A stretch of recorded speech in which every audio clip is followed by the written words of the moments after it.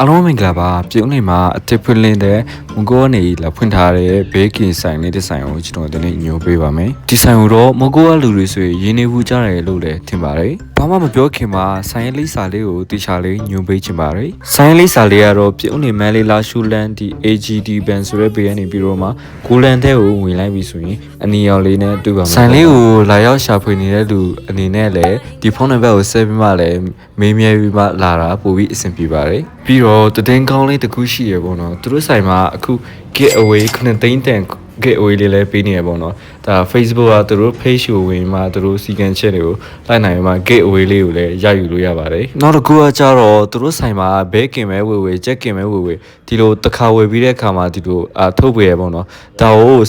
10ခုပြည့်သွားတဲ့အခါမှာ get away အနေနဲ့တစ်ခုလက်ဆောင်ပေးတော့မှာပဲဖြစ်ပါတယ်အခုတော့ကျွန်တော်ဆိုင်ထဲဝယ်ပြီးတော့မှသွားဆွဲတော့မှာပဲဖြစ်ပါတယ်မကိုကိုရှယ်ရဲ့ဒန်ပေါဝေါ်တာပြီးတော့ဒါလည်းတော့အချင်းဖြစ်ပါတယ်ဒီဘက်ဟာတော့ဆော့ဖေးမှာဒီဘက်ဟာတော့မကြီးဖြစ်ပါတယ်မကြီးပေါ့ဒါတော့ချက်ကင်ဖြစ်ပါတယ်ချက်ကင်မှာတချမ်းပေါ့ဒါလည်းချက်ကင်ပါပဲဒါတော့တကောင်ပေါ့နော်တကောင်ဆိုရင်2000ဖြစ်မှာဒီတချမ်းဆိုရင်11000ပေါ့ကျွန်တော်ဆွေပြပါမယ်စားကြပါအောင်ဒါလေးကတော့ဘဲကင်လေးပဲဖြစ်ပါတယ်ပေါ့နော်ဘဲကင်ဆိုရင်တကောင်ဆို4000ခွဲဖြစ်ပြီးမှ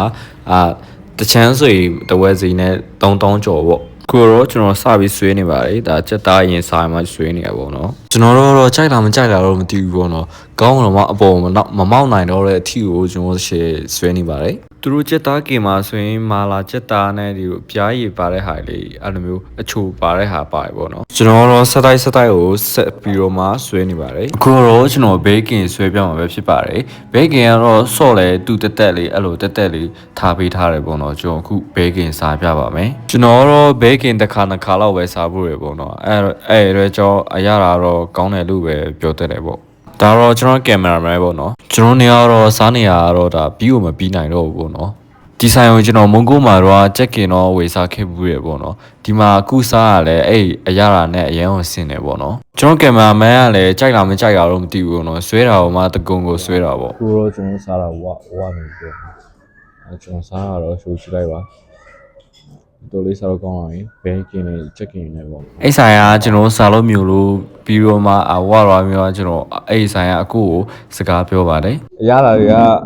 အရင်ကောင်းတယ်မကုတ်မှာဝေစားခဲ့ဘူးတူမျိုးပဲပြီးတော့ဒီလိုကြိုးဆိုပေးရပဲကျေးဇူးများတင်တယ်ကိုမျိုးတာချင်းပဲလေဟုတ်တယ်